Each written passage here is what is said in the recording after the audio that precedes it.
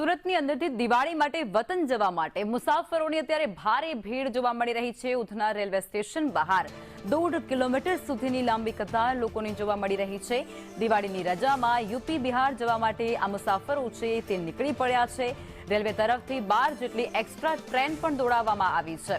વતન જવા માટે હજારોની સંખ્યામાં મુસાફરો ઉમટી પડ્યા છે। દિવાળી વેકેશનને લઈ રજાઓને લઈને તેઓ પહોંચ્યા છે।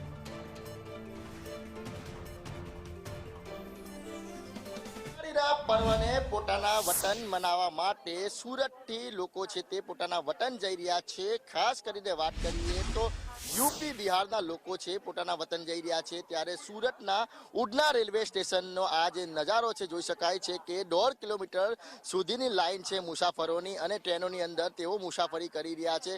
खास करीने वात करीए तो दर वर्षेनी आ ज प्रकारनी स्थिति सर्जाती होय छे, परंतु आ वखते रेलवे अने पोलीस द्वारा खास आयोजन करवामां आव्युं छे जेथी करीने मुसाफरोने तकलीफ नहीं पड़े। त्यारे अधिकारी अपनी साथे छे गौर साहेब, तेमनी साथे बात करीशुं। साहेब, कई रीतनु आखुं आयोजन मुसाफरोने तकलीफ नहीं पड़े तेना माटे केटली ट्रेनो मूकवामां आवी छे?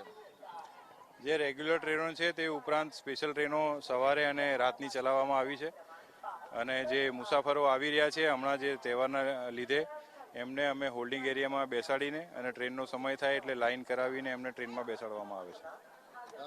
कई कई खास व्यवस्था करवामां आवी छे पोलीस द्वारा? પોલીસ દ્વારા જે બહારથી પણ અમે ફોર્સ મંગાવ્યો છે અને જે પેસેન્જર છે એમને અસુવિધા ન થાય એના માટે થઈને એમને ગાડીના સમય પહેલાં ગાડી 1 કલાક પહેલાં પ્લેટફોર્મ પર લાગી જાય અને એને શાંતિથી એમને ક્રમબદ્ધ બેસાડવામાં આવે તેવી વ્યવસ્થા ગોઠવવામાં આવી છે। કેટલી ટ્રેનો ઉપડે છે અને આવનારા દિવસોમાં કેટલી ઉપડશે? આજે શનિ રવિ જે છે એમાં વધારે ભીડ આવવાની સંભાવના છે, જેને ધ્યાનમાં લઈને અમે રિક્વેસ્ટ કરી છે કે જે ટ્રેનો મૂકવામાં આવી છે તે ઉપરાંત પણ ટ્રેનો મૂકવામાં આવે જેથી કરીને જે વધારાની પબ્લિક છે અને વધારાના જે પેસેન્જરો છે તેમનો સમાવેશ થઈ શકે। સર, ગયા વર્ષે જે ઘટના બની હતી એ ઘટનાનું પુનરાવર્તન નહીં થાય એના માટે પોલીસ દ્વારા શું આયોજન કરવામાં આવ્યું છે? એના માટે પૂરતી સંખ્યામાં અમે સ્ટાફ રાખ્યો છે અને કોઈ પણ રીતે એમને મનસ્વી ફ્રીમાં એટલે આમ ફ્રીલી છોડીને બેસવાની તક નથી આપતા, એટલે જ આ લાઈન કરાવીને બેસાડવામાં આવે છે જેથી કોઈ નાસભાગ ના થાય અને કોઈને ઈજા ના થાય। બિલકુલ જોઈ શકાય છે કે અત્યારે પેસેન્જરોનો ધસારો છે તે દેખાઈ રહ્યો છે। સુરતના ઉડના સ્ટેશનનો જે આ નજારો છે જ્યાં ગાડી 1.5 થી 2 કિલોમીટર સુધીની લાઈનો છે, છેક જે ગન્નારું છે લિંબાયતનું ત્યાંથી લઈને સ્ટેશન સુધીની આ લાઈનો દેખાઈ રહી છે।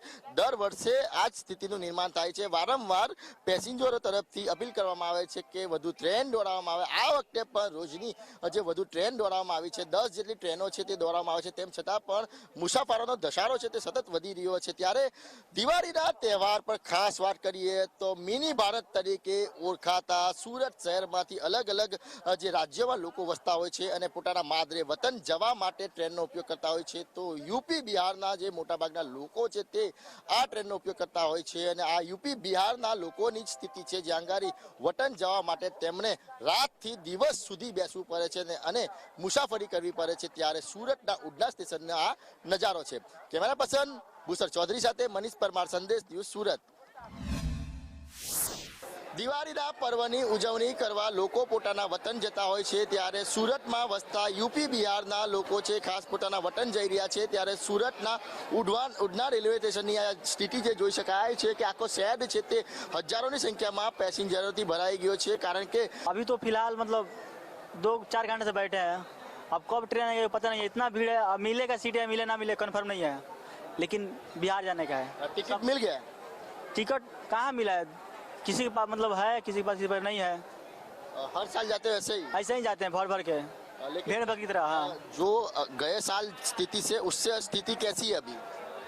अभी तो फिलहाल वो उससे भी खराब लग रहा है। घर जा पाएंगे कि नहीं ये भी नहीं पता है। बिहार में तो ऐसे ही इलेक्शन है, तो इलेक्शन के कारण इतना भीड़ है, कोई सरकार कोई ध्यान ही नहीं दे रहा है। सिर्फ आओ लेबर फैक्ट्री में कमाओ, ऐसे ही भीड़ भेकरी जैसे घुस जाओ। लेकिन व्यवस्था अच्छी लग रही है मगर फिर भी बहुत बेकार है। ट्रेन ज़्यादा चाहिए? ट्रेन ज़्यादा चाहिए, ट्रेन ज़्यादा नहीं चाहिए, कंपनी लगा दे बिहार में।